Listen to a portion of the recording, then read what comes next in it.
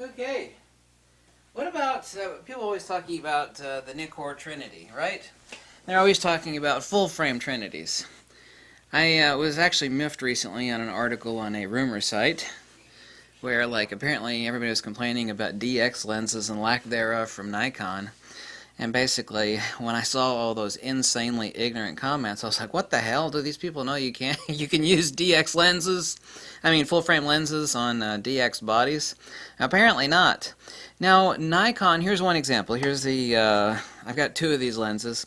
This lens is absolutely top value. This is actually one of the lenses of the year so far as I'm concerned. Definitely so. And I'm definitely the only person out there on any photo forum. There might be one other person, but I've never heard of one, and certainly so on YouTube, no more than all the rest of them combined, that has owned or used every Nikon lens, owned rather than used. Some of them are insanely expensive, like that gigantic 220mm fisheye lens. I've actually used that lens. That is an incredibly rare lens that they basically made 100 of.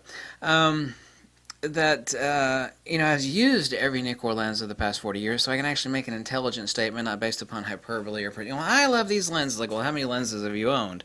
Well, I've owned 6 Nikon. Well, how do you, compared to what? It's like, well, this is my favorite lens. Well, that's good. I'm glad you like it, but how do you know it's any good? Well, because I like it. That's well and fine that, you can produce nice images with it, but, ultimately, do you know it's the best? Unless you have a really broad spectrum basis of comparison. The Nikon 200 to 500mm, which is a equivalent on DX crop sensor of 300mm to 750mm. Nikon themselves have a huge advertisement. And basically every bird photographer now has two things. It's kind of an exaggeration, but not really. They have a Nikon D500 and the 200 to 500mm Nikon. Nikon themselves have a huge advertisement basically calling this lens and this camera the bread and butter of wildlife and bird photography. If you go to some of the bird photography site, not saying that you're a bird photographer, the point being is this is an FX lens. But Nikon themselves advertise, and same is true of wildlife photographers, are using the hell.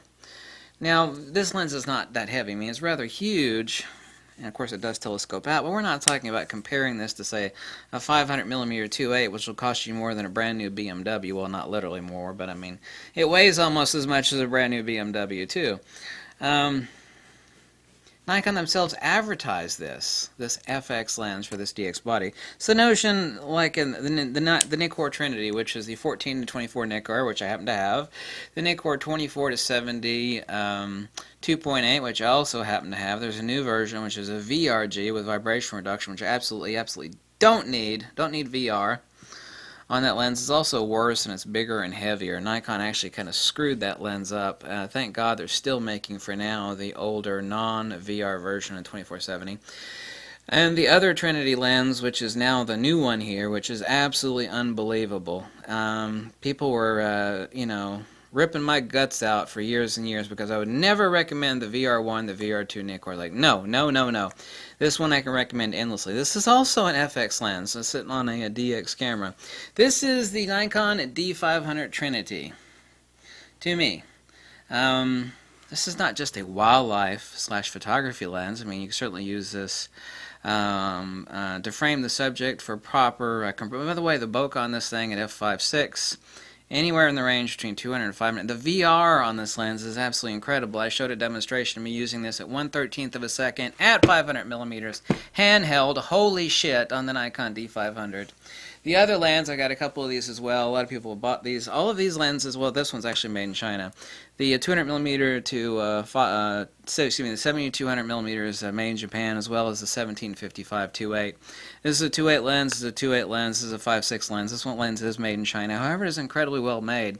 There really haven't been any bitchings going on. Bitchings, is that a word? Yeah, I'm going to use that word. I'm going to create a new word. Bitchings going on about the Nikon 200. Everybody is in love with it. And basically everybody has a D500 that does any nature or wildlife photography.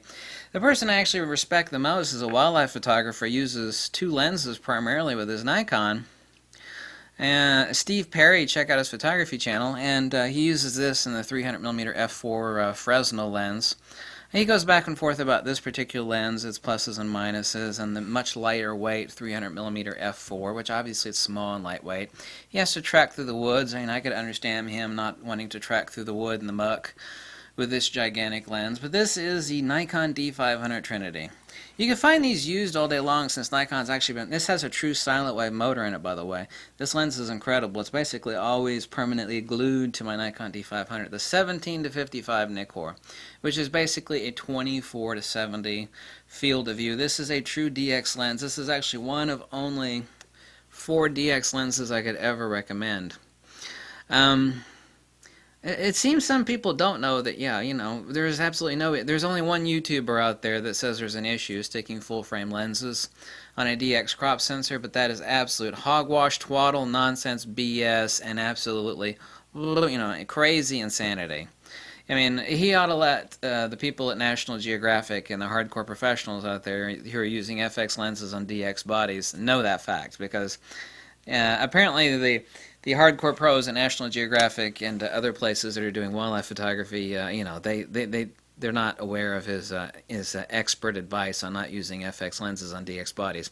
Nobody else on Earth that says that nonsense but one YouTube photography channel. But that's irrelevant. That's not what we're here to talk about. So this is the Trinity now. The 1755 2.8, the 200 and 500mm Nikkor.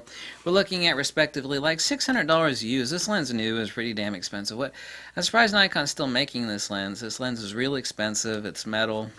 It's fast. It's got a true silent wave motor in it. I think what the new cost on it is $1,600. You can find them used all day long for like $600 because Nikon's been making them for so long.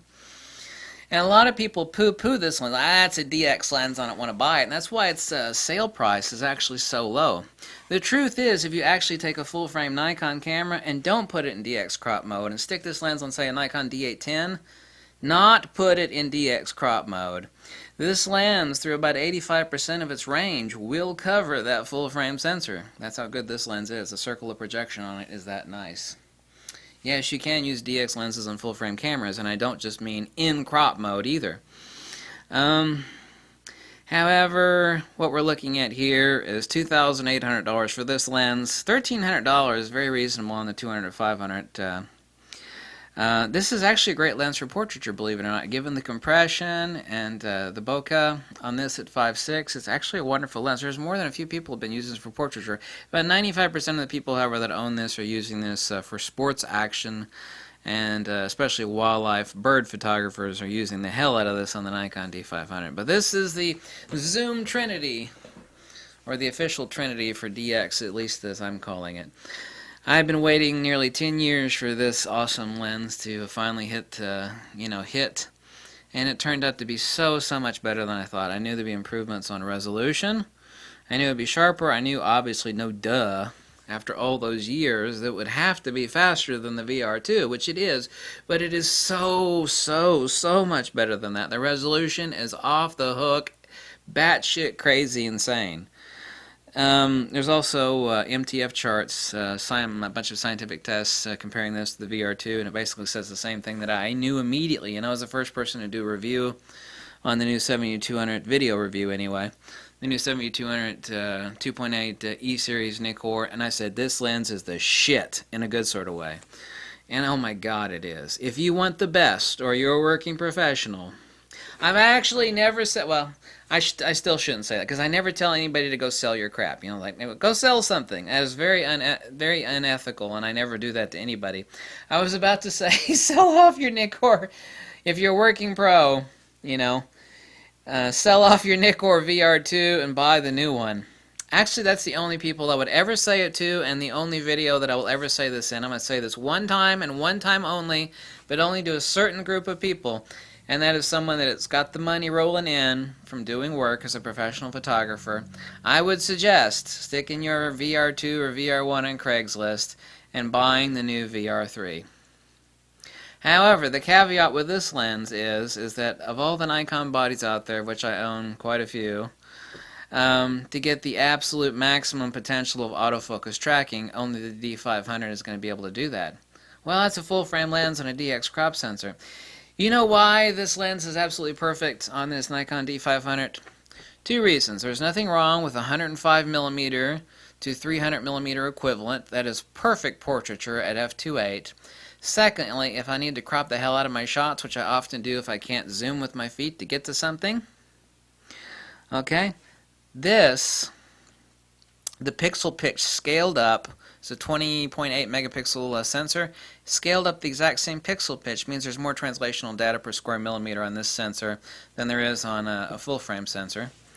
Is a 47 megapixel sensor. So if this sensor were the same pixel pitch with the same photo site density, if it were scaled up, it would be a 47 megapixel sensor. That's the sensor megapixels times 2.25. If I got my math slightly off, it's 48 megapixels or 47. It's something like that. 47, 48, whatever it is. I don't calculate in my head. I translate ancient Greek in my head, but I don't do calculations in my head. So this is the Nikon D500 Trinity. You would be happier than a pervert in a porn shop, happier than a worm in a pile of poo if you had these Trinity lenses for your, however, we're not talking cheap, you know, $2,800 for this lens, $1,300 for this. You can get this. I only recommend buying this used because new it's really radically expensive. So Nikon's been making this lens for so damn long, and people kind of poo-poo on the fact that, oh, it's a DX lens, you know, I don't really want to buy a DX lens. Well, good. You know, you sell that thing to me cheap. I love the 17. There's only 4 DX lenses I've ever recommended. Nikon currently makes 25 DX lenses. They all suck ass, excuse my language, except for 4 of them. And this is the king of the ones that don't suck. This is the king of super awesome. This is the best DX lens that Nikon makes. Period, flat out, bar none, no argument. Shut the hell up. It's fast as hell. It's sharp as hell. It's got a true silent wave motor in it. It's made in Japan. It's made out of metal. It's the tits. So that's it. That is the Nikon D500 Trinity. Test these out. Make logical reasoned choices, and don't spend money unnecessarily. You know, ask yourself, do you need this? Can you benefit from this?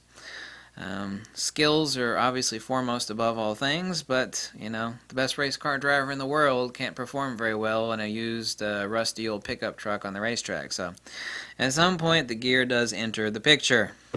Necessitatively so, as logically necessitated. Thanks for watching. Let me know if you like this video and drop me a donation. You can send me a box of shortbread cookies, tell me to jump off a cliff, whatever tickles your pickle or makes you happy, just do that, okay? Bye.